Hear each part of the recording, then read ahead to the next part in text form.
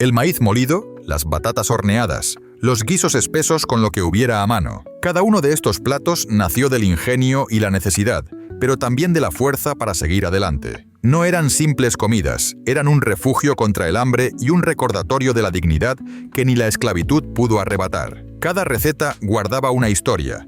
Cada sabor transmitía una herencia. Hoy conocerás esas preparaciones olvidadas, los alimentos que marcaron la vida de miles de hombres y mujeres esclavizados y que aún hoy nos hablan de resistencia, cultura y memoria. Bienvenido a Viento del Oeste. Respira hondo, acomódate y prepárate para un nuevo viaje al pasado, donde cada plato es una historia y cada sabor un legado que merece ser recordado.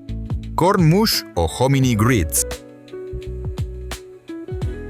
Las gachas de maíz, conocidas como corn mush o hominy grits, fueron durante generaciones uno de los alimentos más básicos en la dieta de los esclavos. No se trataba de un plato pensado para disfrutar, sino de un sustento diseñado para mantener la fuerza de quienes eran forzados a trabajar jornadas interminables en el campo. Su preparación era sencilla: maíz seco molido, hervido en agua o en una leche aguada cuando había suerte. El resultado era una pasta espesa, de sabor neutro, que se servía en grandes ollas comunes y se repartía sin distinción, en raciones medidas para durar lo justo. Sin embargo, aunque su origen estaba marcado por la escasez, el corn simboliza algo más profundo: la capacidad de un pueblo de transformar lo poco en vida. Cuando era posible, se le añadía un chorrito de melaza, un poco de grasa o restos de carne, y aquel plato monótono se convertía en un momento de alivio. En algunos casos, se dejaba enfriar para luego cortarlo en trozos y freírlo, logrando una textura distinta y un sabor tostado que rompía la rutina. Más allá de lo culinario, las gachas de maíz fueron memoria compartida. Representaban la base de la supervivencia, pero también la muestra de que incluso en la adversidad más dura, había espacio para el ingenio, la adaptación y el cuidado de unos hacia otros. Comer corn mush era, de alguna manera, resistir. Y hoy, al recordarlo, no hablamos solo de un plato de maíz hervido. Hablamos de la fuerza de un pueblo que supo mantenerse en pie con lo mínimo, dejando en la historia un legado de resiliencia que trasciende el sabor y se convierte en símbolo de dignidad. Ash cakes.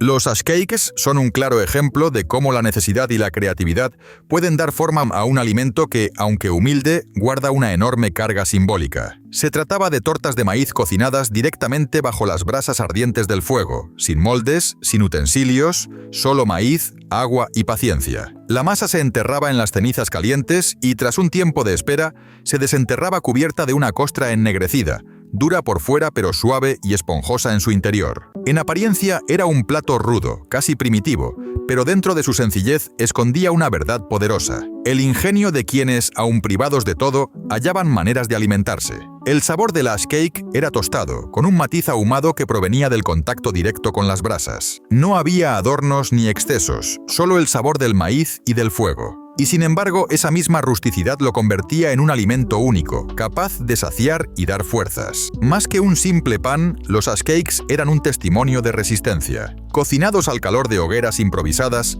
eran una forma de aprovechar lo poco que había a mano, transformando la escasez en alimento real. Comer un ash cake era recordar que la vida continuaba, incluso en las circunstancias más duras. Hoy, al evocarlos, no los vemos como un simple pedazo de pan bajo cenizas. Los vemos como la prueba viva de que la creatividad humana no se extingue ni siquiera bajo la opresión. Cada ash cake habla de supervivencia, pero también de ingenio, de comunidad y de la voluntad inquebrantable de un pueblo que, a pesar de la esclavitud, seguía encontrando maneras de mantener su cultura y su humanidad.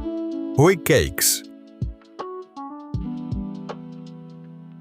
Los wheat cakes ocupan un lugar especial dentro de la memoria culinaria de la esclavitud, no solo por lo que eran, sino por lo que representaban. Hechos de harina de maíz mezclada con agua, se cocinaban sobre la pala metálica del campo, el hoe, la misma herramienta con la que se trabajaba la tierra durante largas y agotadoras jornadas. Esa doble función, utensilio de trabajo y superficie de cocina, convierte al hoe cake en un símbolo cargado de significado.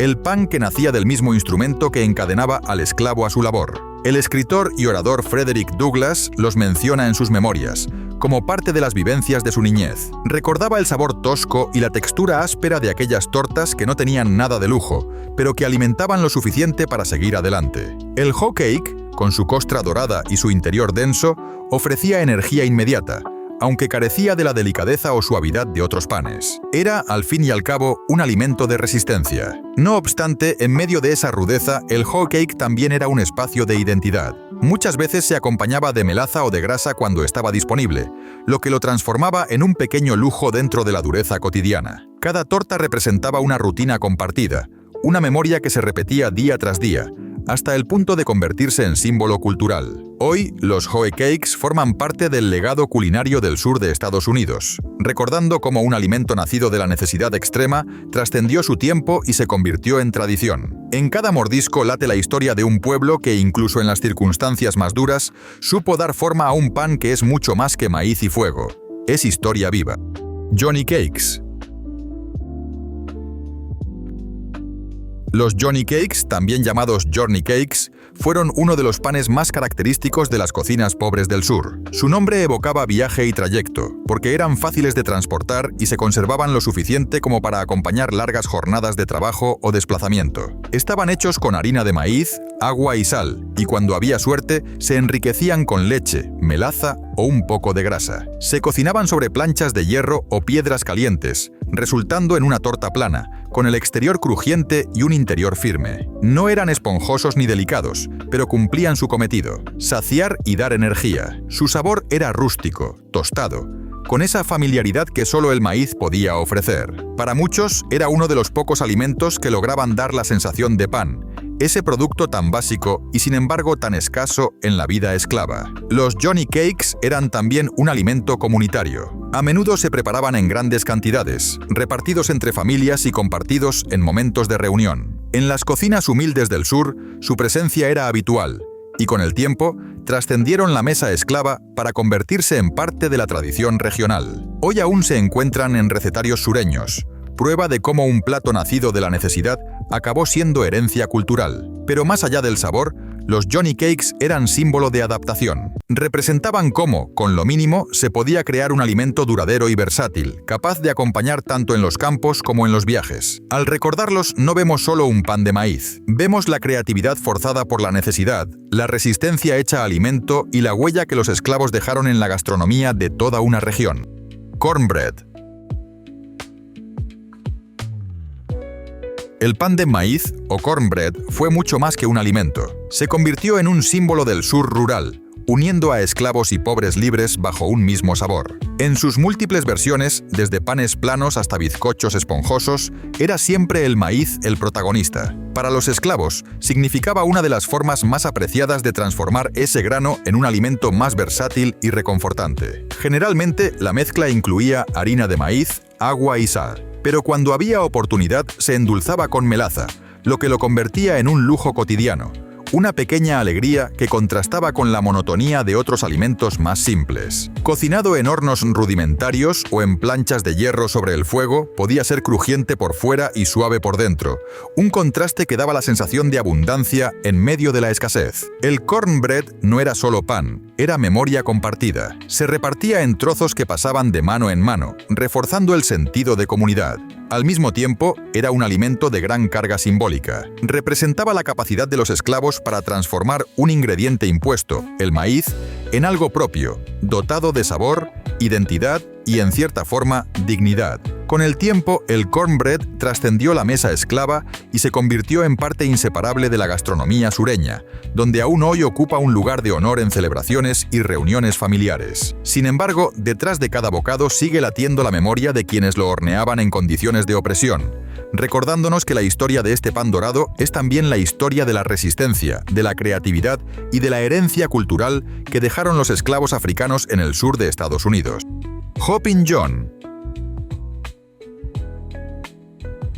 Entre todos los platos heredados de la cocina esclava, pocos tienen tanta carga cultural como el Hoppin' John. Se trata de un guiso de arroz con guisantes de ojo negro y carne de cerdo, originario de Carolina del Sur, cuyo sabor es al mismo tiempo humilde y festivo. Lo fascinante de este plato es que es un puente directo con África. Los guisantes de ojo negro llegaron con los esclavos, y en sus manos, aquel humilde ingrediente se transformó en tradición. El Hoppin' John solía prepararse con lo que estuviera disponible: El arroz, cultivado en las Carolinas gracias precisamente al conocimiento agrícola africano, se mezclaba con guisantes de ojo negro y, cuando había posibilidad, con restos de cerdo, huesos, tocino o recortes grasos. El resultado era un plato nutritivo, de sabores intensos, que podía alimentar a muchos con relativamente poco. Más allá de la mesa esclava, el Hoppin' John acabó ocupando un lugar central en la cultura sureña. Se convirtió en plato de Año Nuevo, símbolo de prosperidad y buena fortuna, con los guisantes representando monedas y el arroz abundancia. Así, una comida nacida de la necesidad terminó asociada con la esperanza de un futuro mejor. El Hoppin' John es más que un guiso. Es la historia de cómo un pueblo, arrancado de su tierra natal, llevó consigo semillas, técnicas y tradiciones que florecieron en un nuevo mundo. Es la memoria de la adaptación, de la mezcla cultural y del poder de la cocina como forma de resistencia. Cada plato servido nos recuerda que la historia no se olvida. Se cocina, se comparte y se hereda de generación en generación. Collard Greens estofados.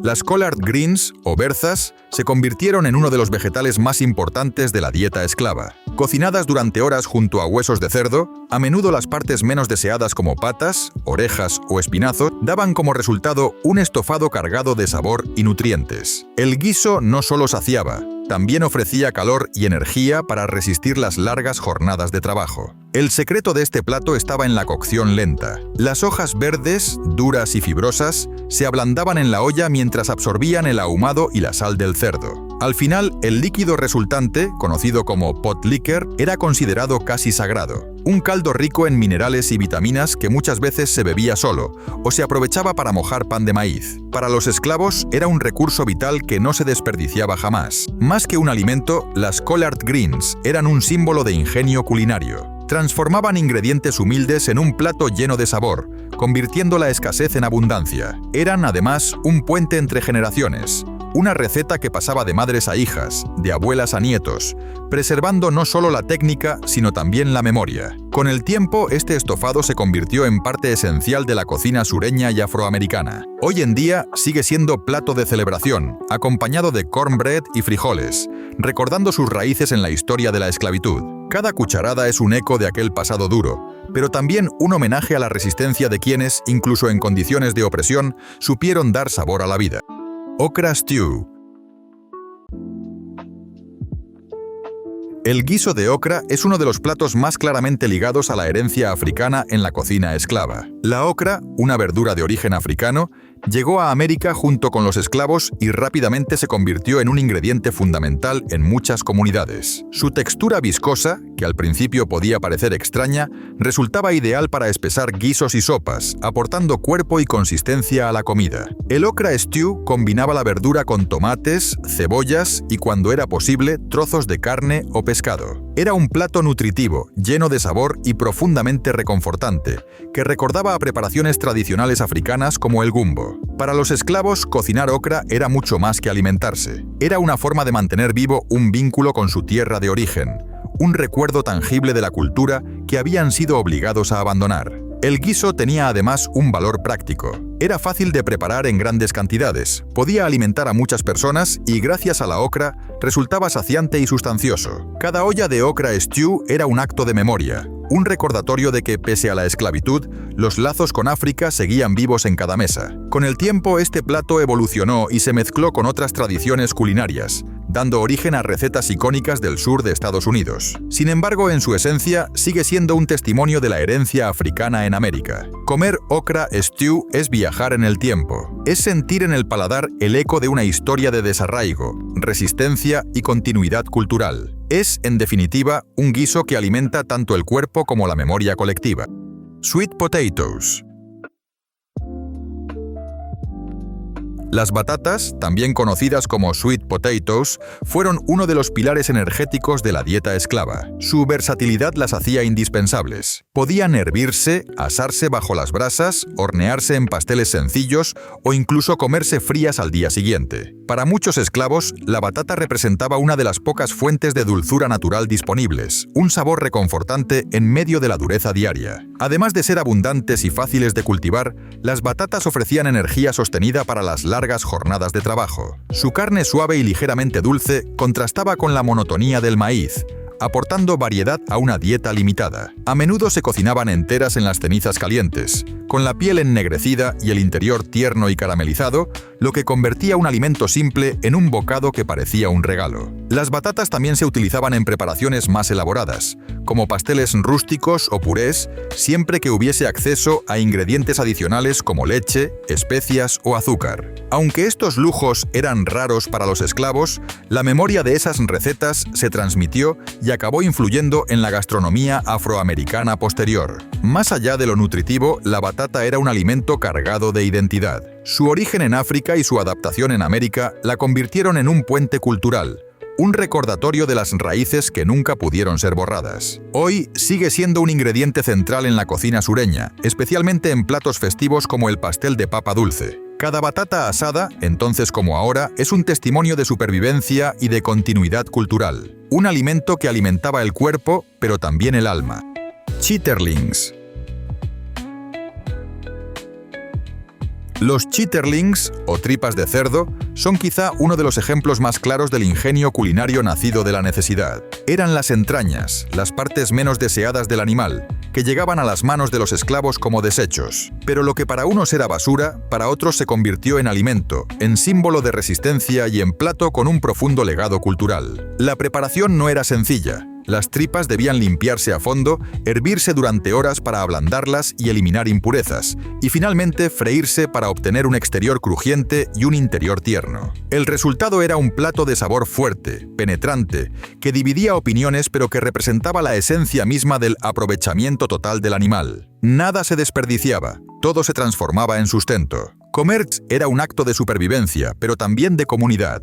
Las largas horas de cocción reunían a las familias alrededor de la olla, y el plato acabó convirtiéndose en tradición transmitida de generación en generación. Aunque nació de la carencia y la obligación, con el tiempo fue reivindicado como parte fundamental de la cocina afroamericana. Hoy, los chitterlings se sirven en ocasiones especiales y festivas, especialmente en el sur de Estados Unidos. Su presencia en la mesa no es solo gastronómica, es un recordatorio vivo de la historia de un pueblo que supo transformar lo rechazado en símbolo de identidad. Comerlos es enfrentarse a un sabor intenso, pero también a una memoria colectiva que habla de ingenio, de resistencia y de dignidad. Si este viaje al pasado te está gustando, dale like al vídeo y suscríbete al canal. Así no solo apoyas nuestro trabajo, sino que también te aseguras de no perderte ninguna de las historias y sabores que aún nos esperan.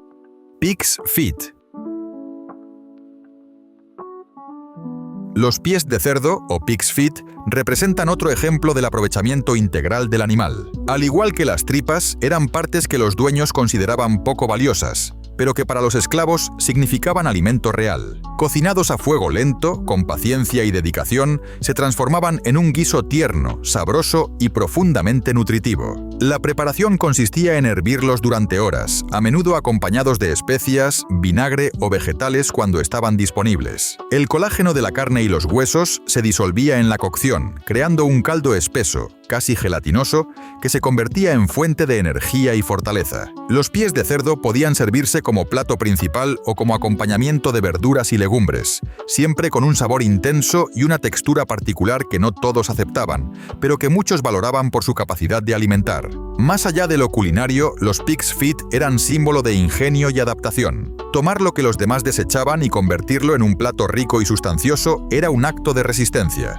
No solo llenaban el estómago, daban la certeza de que con creatividad, incluso lo más humilde podía transformarse en algo valioso. Hoy en día, los pies de cerdo siguen presentes en la cocina afroamericana y sureña, reivindicados como parte de un legado gastronómico que nació de la necesidad, pero que acabó convirtiéndose en tradición. Cada bocado habla de historia, de sacrificio y de resiliencia. Comer pig's feet no es solo degustar un guiso, es conectarse con una memoria colectiva que recuerda la lucha, la pobreza impuesta y, sobre todo, la fuerza de quienes supieron transformar la adversidad en cultura. Catfish frito. El catfish, o bagre de río, fue uno de los pescados más consumidos por las comunidades esclavas y rurales del sur. Abundante en los ríos y pantanos de la región, era accesible para quienes sabían pescarlo con anzuelos improvisados, redes rudimentarias o incluso con las manos, una práctica conocida como noodling. Para los esclavos, que tenían acceso limitado a proteínas de calidad, el catfish frito se convirtió en una fuente esencial de alimento. La preparación, aunque simple, transformaba el pescado en un festín. Se limpiaba, se rebozaba en harina de maíz, el ingrediente más universal de la dieta, y luego se freía en grasa caliente, muchas veces de cerdo. El resultado era una carne tierna por dentro, jugosa y de sabor profundo, con una costra dorada y crujiente que convertía cada bocado en un lujo. El catfish no era solo comida, era también un símbolo de ingenio y de conexión con la naturaleza. Los esclavos encontraban en la pesca no solo sustento, sino un breve respiro, un momento de autonomía en medio de una vida de control constante. Preparar un catfish frito era un acto de dignidad, de transformar lo obtenido con esfuerzo propio en una comida que reunía a todos alrededor del fuego. Con el tiempo, el catfish se convirtió en un emblema de la cocina afroamericana y sureña. Hoy, el fried catfish sigue siendo un plato icónico en reuniones familiares, restaurantes y celebraciones comunitarias. Su sabor evoca no solo la abundancia de los ríos del sur, sino también la resiliencia de quienes, con ingenio y paciencia, lo convirtieron en tradición. Comerlo es revivir un pedazo de historia donde cada bocado habla de lucha, pero también de comunidad. Conejo guisado.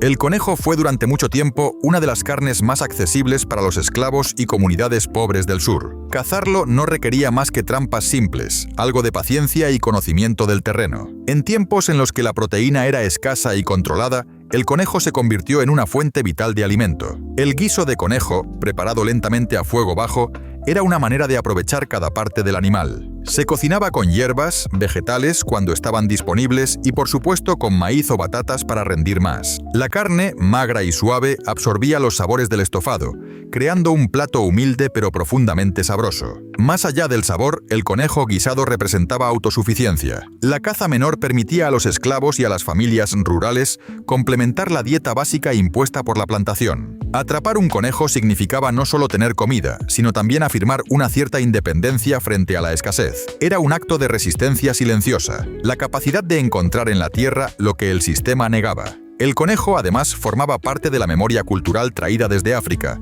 donde la caza menor era también una práctica cotidiana. De esa forma, el guiso de conejo se convirtió en un puente entre dos mundos, un plato nacido de la necesidad, pero cargado de simbolismo. Hoy, aunque menos común, el conejo guisado todavía sobrevive en algunos rincones del sur rural, asociado a tradiciones familiares que se transmiten de generación en generación. Cada preparación recuerda aquellos días en los que un simple animal cazado en el monte podía significar la diferencia entre el hambre y la saciedad, y en los que la cocina era un acto de supervivencia y de ingenio.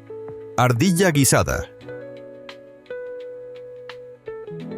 La ardilla fue durante siglos una de las carnes más comunes en la dieta rural del sur. Para los esclavos y las familias pobres, cazar ardillas era una forma práctica y accesible de obtener proteína en un entorno donde los recursos eran limitados. Los niños aprendían desde pequeños a cazarlas con ondas o rifles rudimentarios, convirtiendo la caza en parte de la vida cotidiana. El guiso de ardilla, cocinado lentamente, era una preparación clásica. La carne, aunque escasa y algo fibrosa, se volvía tierna al estofarse con vegetales, hierbas y, cuando se podía, un toque de cerdo salado para darle más sabor. En muchas regiones, este guiso se convirtió en la base del famoso Brunswick Stew, un estofado que hoy se hace con pollo o cerdo, pero que en sus orígenes rurales llevaba ardilla como ingrediente principal. Este plato habla del ingenio en tiempos de necesidad. Nada se desperdiciaba, todo lo que podía cazarse se aprovechaba. La ardilla, abundante en los bosques, era una solución natural al hambre, y su sabor, aunque particular,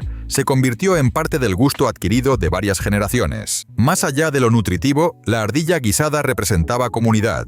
Cocinarla requería tiempo, paciencia y muchas veces la colaboración de todos para conseguir suficiente carne. Era una comida que se compartía, que llenaba la olla y reunía a la familia alrededor de la mesa. Hoy, aunque el guiso de ardilla ha desaparecido de la mayoría de las cocinas, todavía se recuerda como parte de una tradición marcada por la escasez, la caza y la creatividad. En cada historia sobre él resuena la memoria de cómo las comunidades hicieron del bosque su despensa, y de un animal pequeño, un plato que sostenía vidas enteras.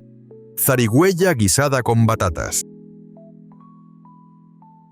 La zarigüeya, conocida como possum en inglés, fue durante mucho tiempo un recurso de subsistencia en el sur rural. Aunque no era un animal de caza deseado, su abundancia lo convertía en una opción recurrente para quienes no podían permitirse carnes más nobles. Para los esclavos, atrapar una zarigüeya significaba asegurar proteína para toda la familia, y su preparación solía ir acompañada de batatas, que aportaban dulzura y equilibrio al sabor fuerte de la carne. El guiso de zarigüeya con batatas era un plato que requería paciencia. Primero, el animal debía limpiarse cuidadosamente y a veces dejarse en remojo o hervirse para suavizar su sabor intenso. Luego se cocinaba lentamente en una olla grande, junto con especias sencillas y batatas que absorbían el jugo de la carne, creando una mezcla de sabores terrosos y dulces. Este plato simbolizaba la realidad de la cocina de supervivencia: aprovechar lo que la tierra y los alrededores ofrecían, sin importar los prejuicios sobre qué se debía o no comer. La zarigüeya, despreciada por muchos, se transformaba con ingenio en un guiso nutritivo y abundante. Las batatas, por su parte, suavizaban la experiencia, convirtiendo la comida en algo más reconfortante, especialmente para los niños. Con el tiempo, la zarigüeya guisada con batatas se volvió un emblema de la cocina rural pobre del sur. No era un plato para presumir, sino para sobrevivir. Sin embargo, hoy se recuerda como un testimonio de resistencia cultural, un recordatorio de que, incluso en las condiciones más duras, las comunidades esclavas supieron transformar lo poco en suficiente y lo suficiente en tradición. Cada olla de este guiso no solo alimentaba el cuerpo, sino que sostenía la voluntad de seguir adelante. Gumbo primitivo.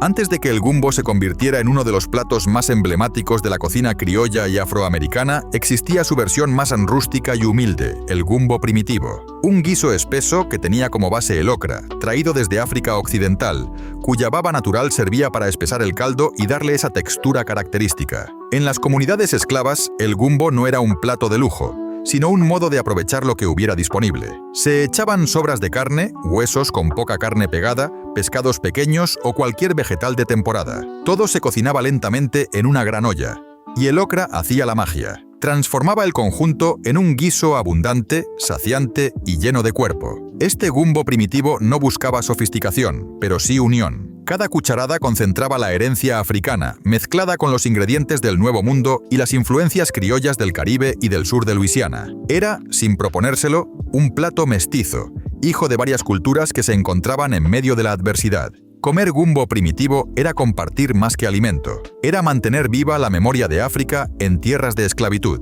Con el tiempo, este guiso se transformó en el gumbo moderno que hoy conocemos, con mariscos, salchichas y especias complejas. Pero en su raíz más pura, el gumbo fue un plato de resistencia, nacido en las cocinas esclavas, que unió sabores dispersos en una olla que hablaba de dolor, ingenio y comunidad. Peanut stew.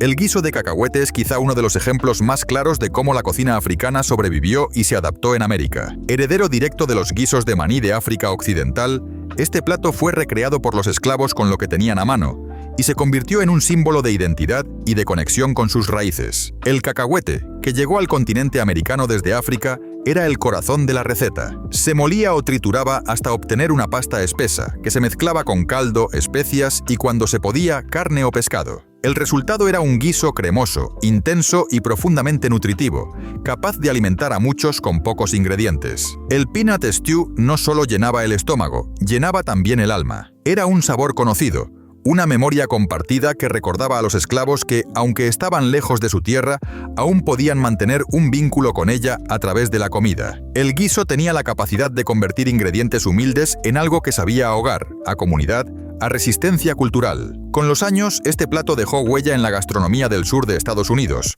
apareciendo en múltiples variaciones. Y aunque hoy puede verse en restaurantes que celebran la herencia africana, en su origen fue un plato de supervivencia y de memoria. El peanut stew es la prueba de que la cocina no solo alimenta el cuerpo, sino que preserva la historia de un pueblo que se negó a olvidar quién era. Corn Dodgers. Los corn dodgers eran pequeños panecillos de maíz horneados o fritos, pensados para ser prácticos y duraderos. Su origen se remonta a las comunidades esclavas y a los campesinos pobres del sur, que necesitaban alimentos fáciles de transportar y que pudieran acompañar largas horas de trabajo en el campo. Hechos con harina de maíz, agua y sal, A veces enriquecidos con un poco de grasa o melaza si estaba disponible, los corn dodgers se moldeaban en pequeñas tortas compactas. Su textura era densa, más cercana a la de una galleta que a la de un pan esponjoso, pero justamente esa firmeza los hacía ideales para llevar en el bolsillo o en una bolsa y comerlos durante la jornada. Aunque no eran un manjar, cumplían un papel esencial: dar energía y sostén en días interminables de labor. El sabor, simple y terroso, recordaba a las gachas y panes de maíz que marcaban la dieta diaria, pero en un formato más portátil. En muchos sentidos, los corn dodgers fueron el pan de batalla del sur esclavo y rural, un alimento pensado para resistir tanto como las personas que lo comían. Con el tiempo, este panecillo se volvió parte de la tradición culinaria del sur, mencionado en relatos y memorias como uno de esos alimentos inseparables de la vida dura del campo. Hoy, aunque poco común en las mesas modernas, evoca la historia de un pueblo que hizo del maíz no solo un recurso, sino un símbolo de supervivencia. Hush Puppies. Las Hush Puppies son quizás una de las herencias más conocidas de la cocina sureña, aunque su origen es profundamente humilde. Estas pequeñas bolitas fritas de harina de maíz aparecieron en el siglo XIX como un recurso ingenioso, una masa sencilla, condimentada con cebolla o especias, que se freía en aceite o grasa caliente hasta quedar dorada y crujiente por fuera, tierna por dentro. Su nombre está envuelto en leyendas. Una de las más repetidas cuenta que los cocineros arrojaban estas bolitas a los perros hambrientos que rondaban las cocinas, diciéndoles "Hush, puppies", calla, cachorro. Más allá del mito, lo cierto es que las Hush Puppies nacieron de la necesidad de aprovechar la harina de maíz de manera creativa, convirtiéndola en un bocado barato, fácil de preparar y profundamente satisfactorio. Para las comunidades esclavas, representaban algo más que un simple acompañamiento. Eran un pequeño lujo dentro de la rutina diaria. Un alimento que, pese a su simplicidad, ofrecía textura, sabor y una sensación de abundancia. El crujido de cada mordisco, acompañado de la suavidad interior, rompía por un instante la monotonía de la dieta impuesta. Con el tiempo, las Hush Puppies se popularizaron más allá de las cocinas esclavas y rurales, hasta convertirse en un clásico de la gastronomía del sur, inseparables de platos como el catfish frito o los guisos criollos. Hoy siguen presentes en restaurantes y celebraciones, recordando que lo que nació como un recurso humilde se transformó en tradición. Cada Hush Puppy cuenta, en silencio, la historia de un pueblo que supo transformar lo poco en algo para disfrutar. Cada plato que hemos recorrido hoy nos recuerda que la cocina es mucho más que alimento. Es memoria, resistencia y herencia cultural. Estas recetas, nacidas en la escasez y en la adversidad, siguen hablándonos siglos después de la fuerza y el ingenio de quienes las prepararon. Si este viaje al pasado te ha resultado tan fascinante como a nosotros, no olvides dejar tu like, suscribirte al canal y activar la campanita para no perderte ningún nuevo episodio. Me encantaría también leer tu opinión en los comentarios.